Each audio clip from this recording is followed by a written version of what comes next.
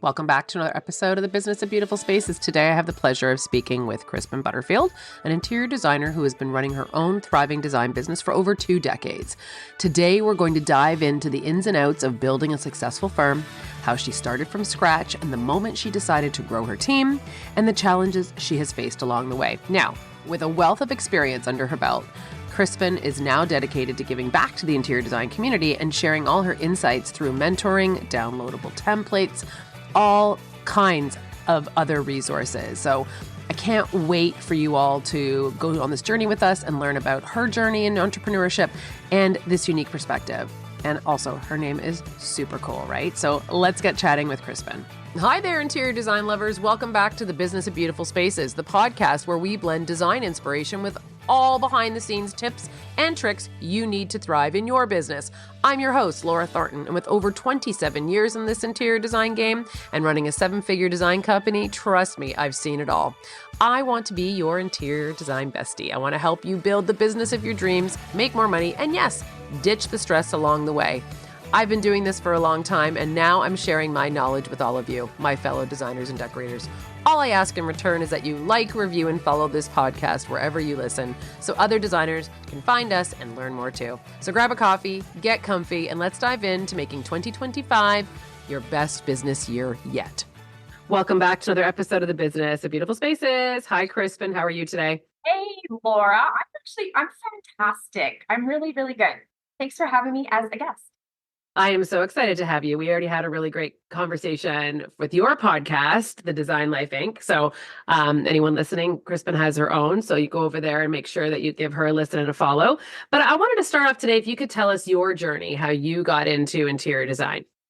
Wow. Well, it was actually like a long time ago.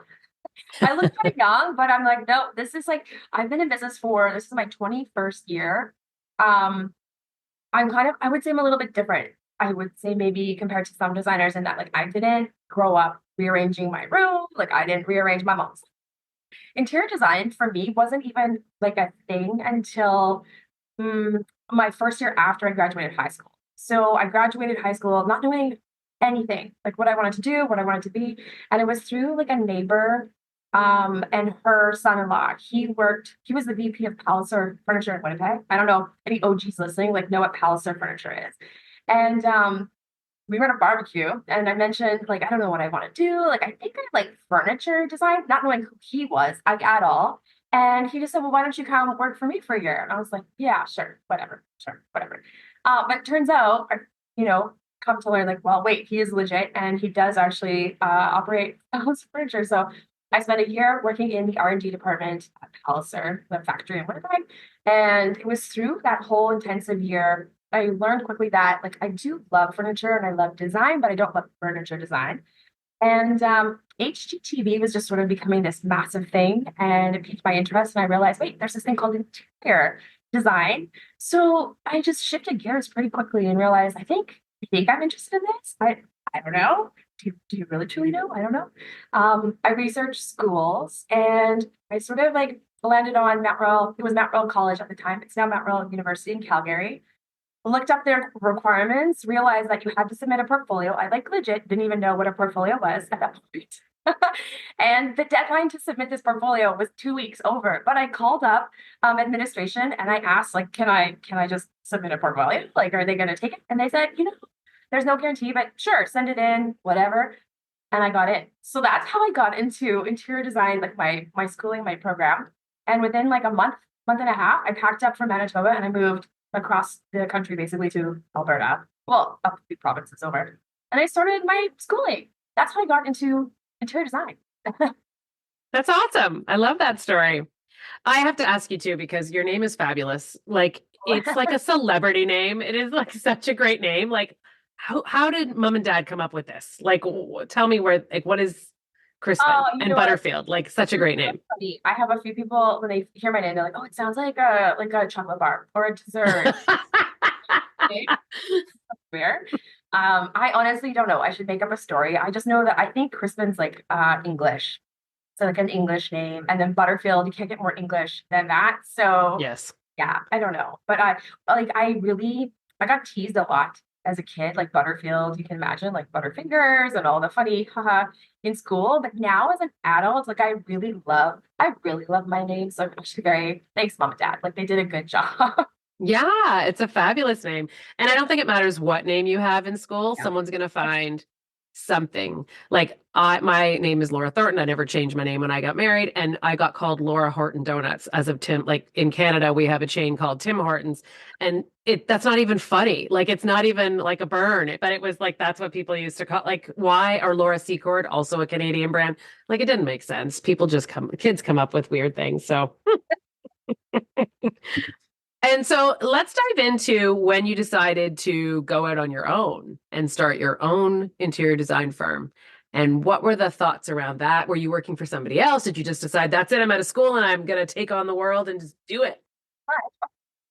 Like again, like I look back at my patterns and my habits. I like just clearly jump straight into things and then figure it out later. That seems to be my whole history because I finished design school, and I think anyone that's gone through an intensive program will know when you're done, like you are done. Like you are brain dead, you are exhausted. So I moved back to my mom's home in Manitoba, thinking like I'm only going to be there for a couple months just to sort of decompress after this intensive program, and I'll probably have to go to Vancouver or Toronto to go work for an interior design firm.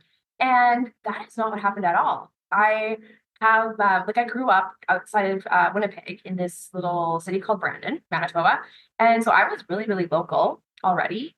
And it was through some family friends that owned. They had a flooring store at the time, and they said, "Well, why don't you just come? Like, we need someone part time or casual. Come work for us for a couple days a week while you sort of figure out what you want to do." And I thought, well, that's great because I honestly have no clue what I'm going to do. And I started working at their showroom, and it was like very quickly through their clients and all their projects. People found out, oh, there's like an interior designer working here. It's great. There really wasn't. I think there was one other woman who had her own design studio in town, and there was a few ladies doing decorating and staging, but that was it. So right away, it was again, I think because of HGTV, this whole concept of interior design to like the general public, not just luxury clientele, it was becoming so much more mainstream, and people were so much more interested and invested, I think, in trying to get an interior designer to work on their projects. So that's how it was all by happenstance. Like, I did not finish school thinking I'm going to start a business. I just thought I'm going to finish school and get out of here and then figure it out later. And so it was through this business, I started working with their clients on very small, like paint colors and consultations. And then that kind of would grow into small renovation projects. Like I didn't start off doing massive new builds right away. I had no clue what I was doing for many years, let's be real, but especially in the beginning. So I just started doing small reno and just consultation work. And that's how I slowly grew my business. But yeah, it wasn't planned. It was just like, oh, I guess we're doing a design business now and we're going to roll with it. That's how it started.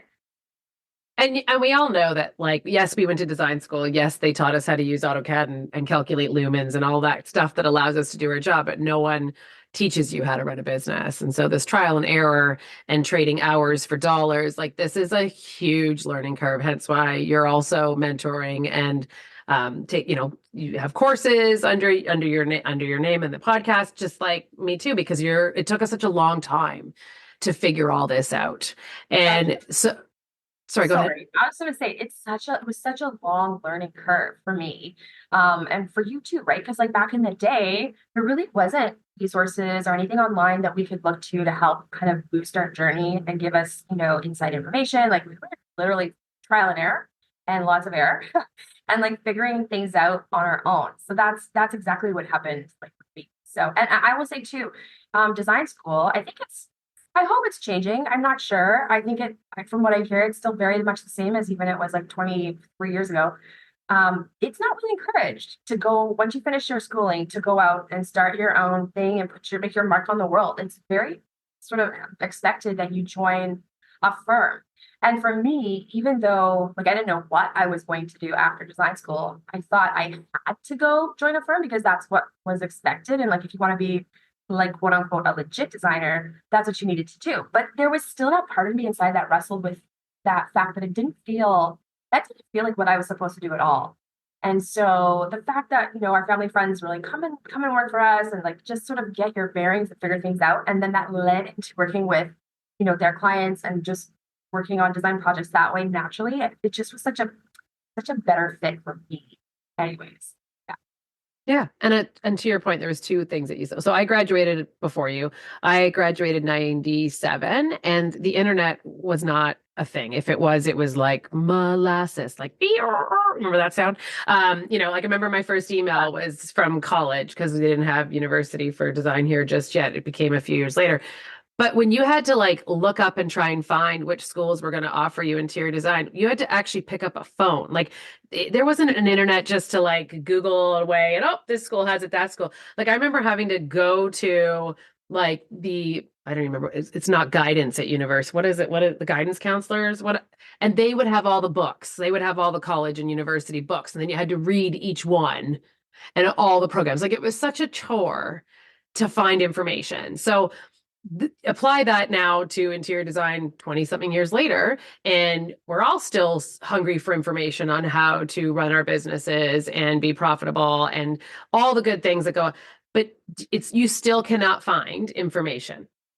So I find that fascinating that we're all still trying to find this information, all trying to have a collective of how do designers charge? What's the average cost of it? What does a designer make in this world, right? Like all this information that isn't out there still, even though we have this great big world web. So on a tangent, but when you said it, I was like, yes, and we had to work really hard to find these programs when we were when we were in school, but they don't offer it. Even business school, like I have a son in university and he's not learning business to what we would think is business. So on that path, that was a long way of getting around there, but I was connecting with you in so many ways there. But so like I was mentioning, there's this real common struggle for designers for trading hours for dollars. And that's how I think we all come out and we just pick a rate that we want to make and start multiplying our hours to make money. I mean, that's what I did. That's what I thought I was supposed to do. So I did that for many years. And then I would shave off hours on the invoice because I talked too much. So then I would feel guilty or I forgot to invoice. So then I would,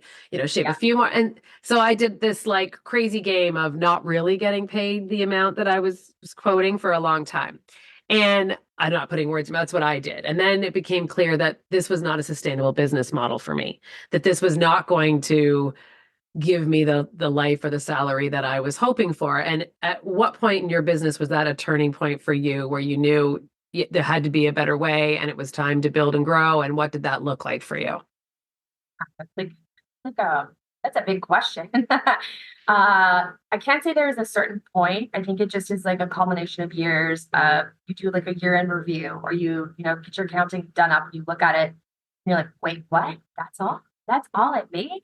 And I did so much work. So there was just, I think it was probably for me around year 9, 8 or 9, somewhere in there, where I just, I was also young. I was like a 23-year-old kid. And your mindset, I think, and your like where you're at in life and your capacity to sort of think as an adult and be a business owner, like sure, maturity, that helps, but you need that time and you need those years to sort of get that experience under your belt before you realize, like, wait a sec, I do have so much to offer. I do have experience now. I do have knowledge that people, want. I have the ability to create these beautiful spaces and work with people to build their homes. And like, that is a gift. And because if everyone could do it, they'd all be doing it, but they can't.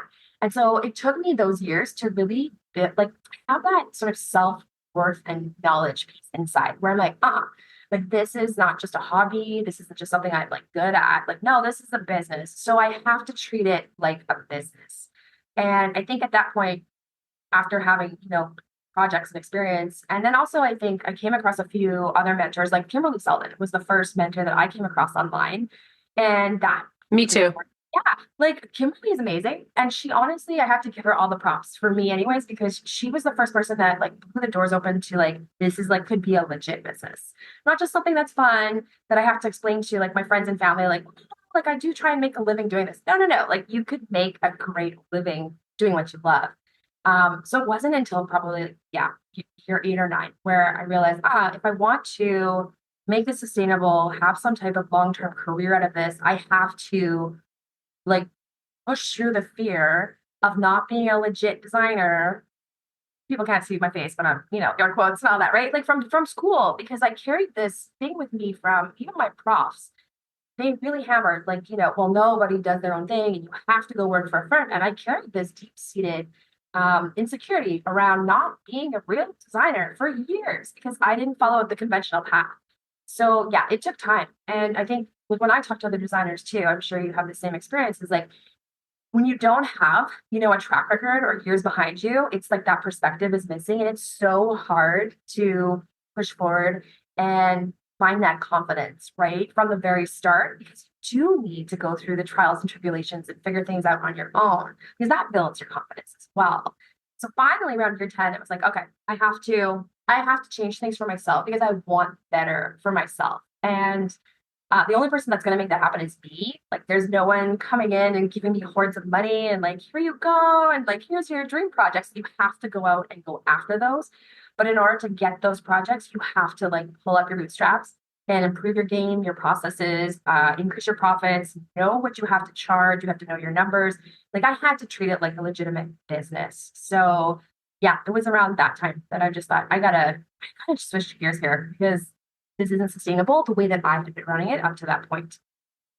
It's a really good point. I forgot, like, I was connecting you there too with like, I was on my own and it kind of took away and didn't feel like I was the legitimate interior designer because I wasn't working for a big firm.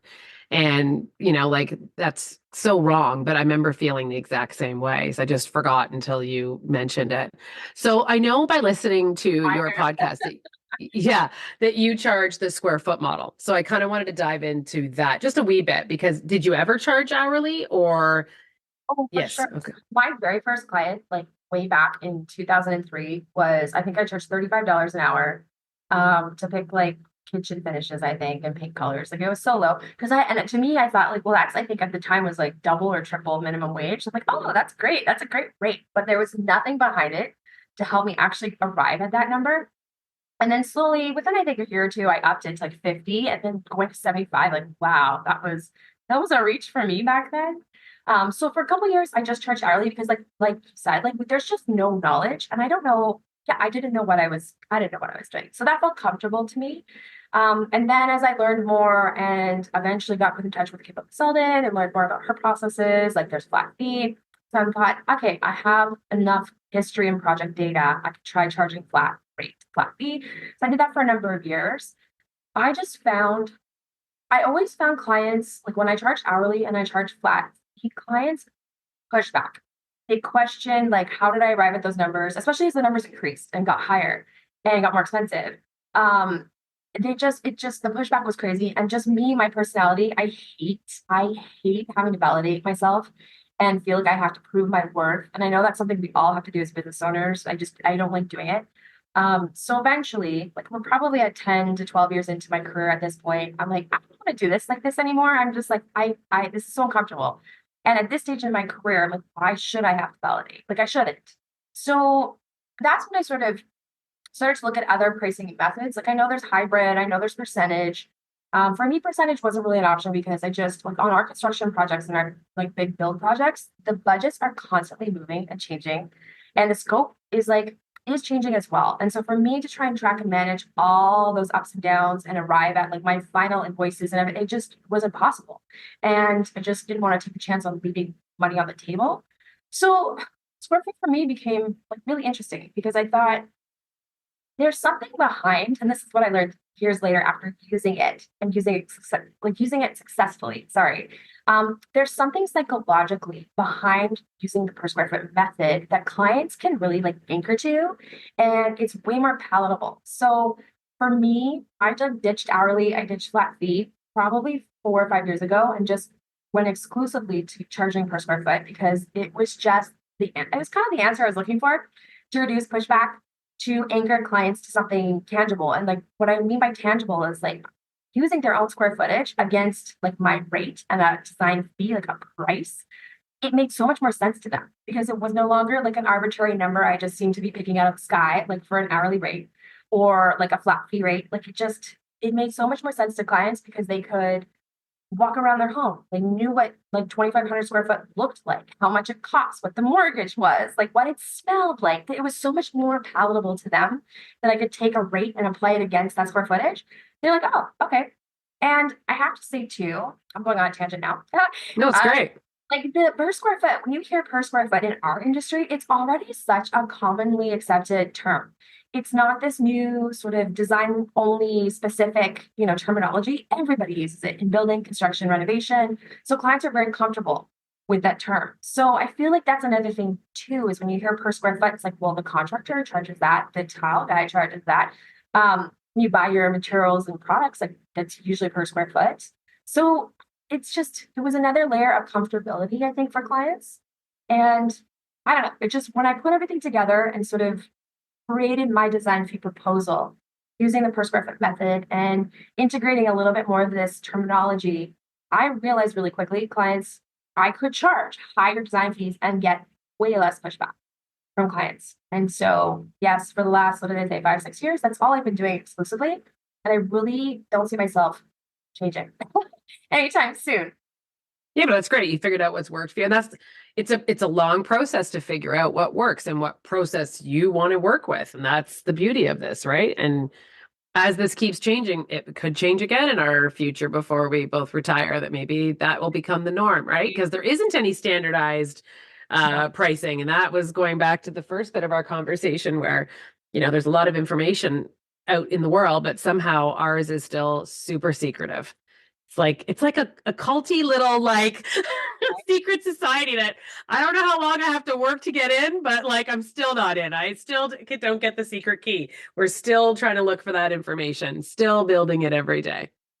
Why? Because I think, I don't know, I've always been sort of an open book, like even from the very start. And I'm Me very open with too. like, even when I don't know something, especially back then, it's like, I don't know, I'm new, but let's figure it out together, right? Or here, this is what I've tried. You could try it too. So I think you and I are just cut a little bit differently. I'm not scared or worried about other designers or what they're doing. And I have so many design peers that I admire and respect. And it's just like we're hopefully too, this new generation of designers, I think they approach it this way. They're much more collaborative than like my generation or previous generations, right? Like it's a different world now. Thank goodness. I think that's a true benefit. And to your point, I was also part of the Business by Design with Kimberly Seldon because it was the only thing I could find.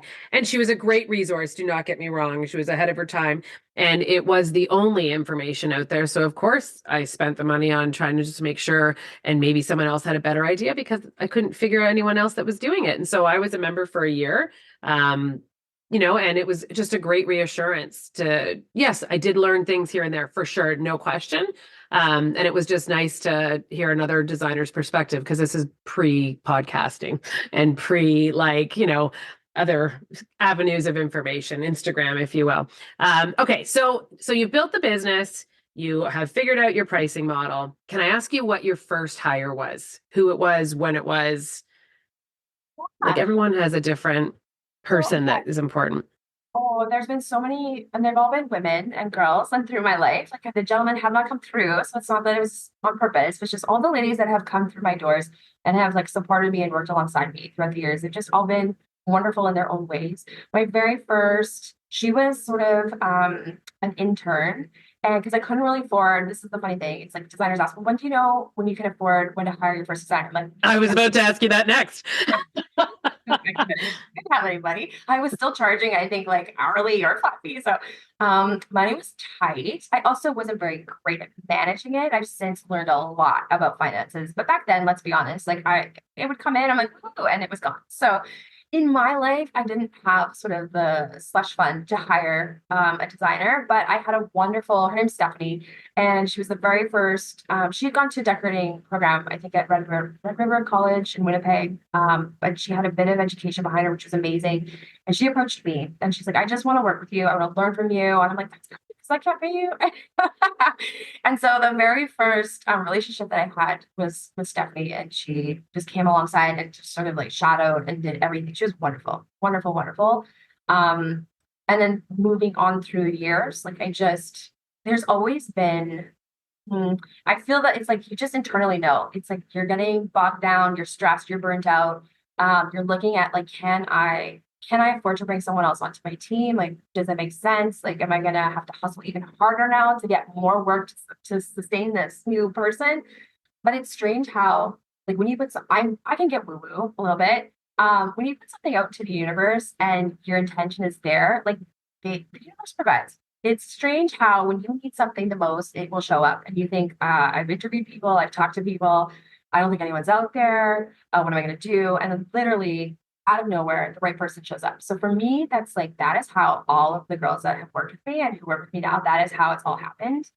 And it's just a matter of like, no, you can't take stupid risks and start hiring everybody and legit not having the pipeline to really sustain that. However, I think when you put the intention out there and you do bring on the people that show up, the work will show up too. And if you're working hard and your mindset and your heart is in the right place, like it all works out perfectly. I couldn't agree with you more. I fully agree. Business people are like, that's terrible advice. Don't do that. But yeah, you know, made it for like half a year financially, great. But beyond that, you can't worry too much about what's happening because you have no control over really, truly, none of us do. But it's like you work with the intent that that work will be there. And every single time I get to a point where I'm like, oh, it's getting a little dry or things are a little quiet. Like this morning, honestly, is like such a great example of this. I'm winding down for the year, as like we all are, and I'm looking at what's happening next year, and I'm like, oh, great, it's going to be a nice kind of like slowish start to 2025. We can take a trip, like we're gonna, my girls have stuff to work on. However, it's not full, and like that's fine. I made peace with that, and literally this morning, boom, boom, boom, we've got 3 new projects that are going to take us into probably the fall, and if not winter of next year. And I had just let it go. I think that's also one of the like maybe not for everybody, but for me, the moment I start stressing and worrying about stuff, it gets more complicated. It gets worse. The moment I'm like, listen, I can't control this. I just have faith and I know from like years behind me, everything works out. Stuff will show up when it needs to. That is the moment, literally, it starts to happen. So I don't know. I don't know if that's even like sound business advice to offer anybody, but I think business is a lot of blind faith, to be honest, and trust in yourself and believe in yourself that you can make whatever you want to have happen, you'll make it happen. And it might not show up the way you think it's going to, but it does work out. Well, it's confidence. And to your point, if you have the right people as you start to build your company, I always call it the right people in the right seats. There's like a whole book on having the right seats on the bus, blah, blah, blah. But like if you have the right people in the right seats, and I'm pointing like as if you are sitting here with me and you can see, but because there's no one in the office right now, but the right people in the right seats, what happens is, to your point, yes, you're putting it out in the world, but also it's because you can now, which is a hard thing to do when it's your business and it's your baby, is hand over responsibility because you trust those people to get the work done. So now it allows you, the business owner, to start working on other parts of the business or on the business instead of in the business. So you're drumming up more. So it just starts to snowball in a way that, if you want to say the universe brings it back to you, it's because everybody's in the right seats, able to do their jobs. And now you can focus on bringing in more business into your business so that because you can take it, right? You have the right people in the right seats and they can do the work. If you've been a solo designer for years, that can be a very scary thing to do because you in your head think the only person that can do it as good as me is me. And that might be a little true, but then you're only going to be able to do this much work every year because time is, it's not infinite. So being able to kind of find a person that aligns with you, that your vibe is good, that you feel like has like the same sort of say work ethic, because unless you're an owner, it's hard, to match that way. But their energy is good and they can just know. Like I gotta tell you, like you're very selective about who you bring into your circle and who's going to work with you. You can't just bring on anybody because that can create way more headache, way more problems, cost you more money, and then you end up having to hire and look for a new person anyway at the end of a couple months. So it's like I take longer myself when I'm looking for some new team member to find the right person, and then rather than just bring on anybody, because I've learned from experience that you cannot just bring anybody into your team. It has to be a right fit on many different layers. But when that happens, and then sorry, this goes back to like if you're young or you're starting out, and you're just like thinking, is it time? Like who do I hire? Just go meet a few people. It has to feel right. It has to feel aligned. But trust that when that person shows up for you, like they're there for a reason. And if you are able to sort of bring them in part-time to start with instead of committing to a full-time salary or even a contract. Like all the girls that work with me they're all on contract. I don't have employees. I've done that in the past. And structurally for me, for my business, it just works so much better for me. but it allows my girls to have the freedom to take on other work when they want it. So they feel satisfied and fulfilled that they're going after their dreams as well. Like I don't owe anybody. And it just is a really beautiful relationship between all of us. So if you're looking for your new person, if you can take them on in a smaller capacity to sort of ease into it together, I think that's better. But like they show up when you need them, right? And you have to trust and you have to be able to sort of be willing to give up, give good leadership, give instructions, have team meetings, have expectation meetings, but be able to literally hand over work, because if not, you're going to micromanage and you're going to do things twice and you will be miserable because you're doing the work of two people now. And, that's not the goal when you bring on contract workers or designers for your team. Yeah. And I mean, it's been said a million times, but it's the hire slow, fire fast. So live by that, because it's very good advice. You'll hear it a million times and you don't get it right up until you do.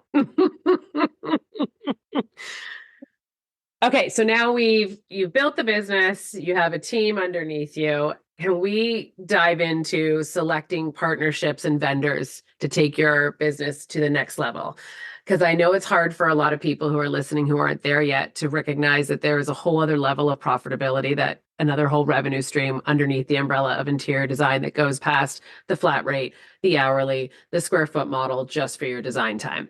How did you and when did you realize that that was going to be another revenue stream for your business? Now, it might be right from the beginning because you had the privy of the hardware store, but when did you realize that was going to be an avenue you were going to take? So this is another crazy story about jumping in and not knowing what the heck you were doing. I opened a furniture store like 3 years into my business. It was like 20, I was 25 or 26, because clients at that point, we were doing renovations. I think I had a couple new builds and they needed furniture. And from our city, and not to knock any of the businesses that were there, but with HGTV being on TV, people had way more access to different styles and different cultures. And just like, it wasn't so like it was just there's just so much more that they could choose from. And like what was available locally didn't always fit the style or like the more modern aesthetic that we were working on. So clients were going to Winnipeg to buy furniture and spending money outside of the city. And I don't know how or why or what, but in my head, I was like, wait, why are they spending it with me? And so this sort of, I don't know, I'm like, I should open a furniture store and I can have my design studio in there. We can work out of there and meet clients, but then I'll have a retail storefront. And I opened a furniture store. It crashed and burned about a year and a half into it. And like there, I have the full story of my podcast on one episode. I can't remember the number, but I talk about it in great detail. And so that was like a very hard life lesson to learn, especially as a 27, 28-year-old kid with no business background and no like financial backers. It was all on me. And so the one beautiful thing that happened out of the entire thing was I was able at that point, because I know things have changed drastically now when it comes to trade, wholesale, retail, all that. But back then I was able to keep all of my accounts with all of my vendors. So I still was able to provide furnishings and decor and like window coverings for clients. I didn't need the bricks and mortar to do it. And so that was an advantage for me back then, is like I got to do all of it right from the very beginning and learned how to do furnishings and procurement like within that first 5 years of opening my business. And so it helped, like that helped instead of doing just consulting work for 10, whatever plus years, and then trying now to figure out furnishings and procurement, because it's so much different now, especially between Canada and the US, I would say. I think a lot of designers, I think that's where some of the confusion or just the hesitancy comes from, is like we hear in all these Facebook groups, other designers saying open wholesale and you have to sell wholesale. And that's great if you live in the US and are able to open US accounts, because there are way more manufacturers in the US. They don't have to deal with like shipping, import, dollar conversion, duties, brokerage. Like it is so much more quote unquote local compared to us Canadian designers, where almost everything is imported through either the States or overseas. And it's so much more expensive. Freight shipping across Canada is so much more expensive. It's not that simple. And so trying to do wholesale only in Canada is tricky. Custom, if you can get with, your custom vendors, your furniture manufacturers, or smaller companies locally that will build for you and do custom work, that is probably going to be where your bread and butter will be in terms of higher margins when it comes to furnishings. But it is so different than the US and then how it is here in Canada. So true. Like High Point and Vegas, like going to Nazca, it's such a great experience. But then you get there and you're like, this explains so much to me as a Canadian, how American designers are very good with who made what and why, because we don't have that access. Now it's changing, but to your point, the dollar and the duties, it kind of starts to kill it. So yeah, like even though it's fun to go and fun to see all the options, and it's a plethora. Like their options are insane, unlike what we have here, unfortunately. Okay, so now you've built this business, all the things that you just told us, and now you're going to share all this with everybody through Oh yeah. via your podcast and your mentorship and your courses. Can you tell us a bit more about that and what you offer? Sure. So it's sort of holistic. Again, that sounds kind of woo-woo, but I don't have per se, at least now, I don't have like a program or like a 12-week step thing. I work really, really sort of intimately with each individual designer that approaches me on mentorship and business coaching. And it's everything from, processes, systems, how to do furnishings and procurement. And even I think what's lacking in so many other areas is like the soft business skills, like client management, client communication, relationships, conflict, like all the things that you need to sort of, I don't want to say be a like ace, but have to have really good, have to be really good at to run a sustainable business long term, because those are the things that will drive you into the ground long term. So yes, so I work with designers that, at all different levels. I kind of say like my niche is sort of like the newbies, but let's be real. I have a couple designers like this. It's their 15th, 16th year business, or it's their 2.0 career. Like they didn't even go to design school. They don't have a background. They just have a really good eye, and they've got like the clientele, they've got the friend circles, like, and they really want to make this legitimate for themselves, but they struggle with that sort of piece of like, but I'm not a real designer. And so we work together on building up that confidence, setting the groundwork and the framework in place so that they have, the processes, they've got some systems, they understand how a project runs from like onboarding or like a discovery call all the way through, and what their roles and relationships are when it comes to doing a renovation or working with contractors on a new build. So it really is customized per like what each designer needs. And yeah, I have some resources on my website of a few things where, in doing this mentorship for the last couple of years, what comes up, like what are common themes and topics. So I've created a few guides and some templates.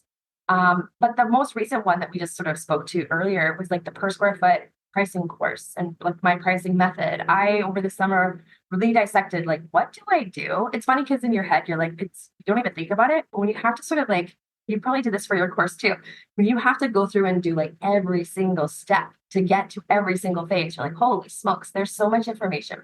So I really broke it all down and put it together. I call it a micro course, but it's like the full course. By the time you go through it, it's like 4 modules and I make 17 lessons, but it really starts from like the psychology of money mindset. I get into, before you can actually start charging per square foot, you have to know what your run rates are and like what your business and lifestyle expenses are, what your numbers are. And I find I myself, because like for years, this was me too. Like designers are so scared of math and numbers, and like they just don't want to go there. And I think like the freedom that comes when you know your numbers and like the confidence that you get knowing what you need to charge and like having that information to back up your rates psychologically is so freeing. And we just all run from it. I don't know why. So I kind of lead you through that in this course to get you to the point where you can input all your expenses and you realize, hey, this is what I have to charge at a minimum to cover my expenses and to build in my profit. And then from that point, we're able to flip over into charging per square foot so that you're not undercharging and you're able to estimate and project what you need to charge to make a really healthy profit on all your projects. So that's sort of the long answer about what's in the course. But I'm truly just, for me at this point in my career, like, yes, we're still doing design work and I still love working on interior design projects, but for me, I need more, to take me into the next phase of my life. And for me, it's giving back. It's giving back to my design community. It's trying to help other designers who were exactly where I was years ago, or even like 3 years ago, and just be that person that wasn't there when I needed someone, and especially now that we have access through the World Wide Web and social media, it's so easy now to search for and find what you're looking for. And I just hope that, like you and I and other designers that are doing this as well, like we can really truly help to sort of elevate the entire industry. Because I think if we're all, working to grow the business and become more legitimized as business people and not just artists and creatives, that only benefits like all of us long term. So yeah, that's the goal. Very true. And I couldn't agree with you more on all of those points. And I'm very grateful we're at a time where there are people like you and me are sharing and are wanting other people to learn, because it took a long time. And if someone can chop off 8 or 9 years of learning just from listening to me yabber on every week, or, whatever, but like there are takeaways, and I get I'm sure you do too. I get the most lovely DMs and like emails of people who take time out to say how much it's helped. And that's all this was supposed to do, is to help. And to your point, it's to give back, because I was looking for it. Clearly you were looking for it. And the one gift that, I guess it's the end of the year, so you kind of start like reflecting, I didn't expect, was connection. Like you and I have now spoken a couple of times, and it's connection. Like you're saying it. I mean, you're probably getting seasick watching my head go up and down, because I'm like, yes, I feel the same way. So if we're connecting, how many people listening are also connecting? So on that note, Crispin, where can everybody find you? Can you give us your email and all your social media links and all the good stuff where people can find you? I will put it in the show notes. So the mentorship website is designlifeinc.ca. And then on Instagram, we have it's small, but it's super engaged, which is it's fun and it's growing quickly, which I love. It's Design Life Inc. is our Instagram handle. I tried TikTok. I can't. It's like, no, that's full of bees and such a time sucker. No. So those are predominantly the two areas that you'll find me, community, or resources and info for interior designers. Yeah. Yeah. Well, thank you so much for joining me today. I really appreciate your time and your expertise. It was awesome talking with you. And I just thank you so much. I appreciate it, because I understand what it's like, trying to share and trying to help. And I know you know what that's like as well. And it's amazing that you're doing that for our industry as well. So thank you, Laura. Well, thank you. No, thank you.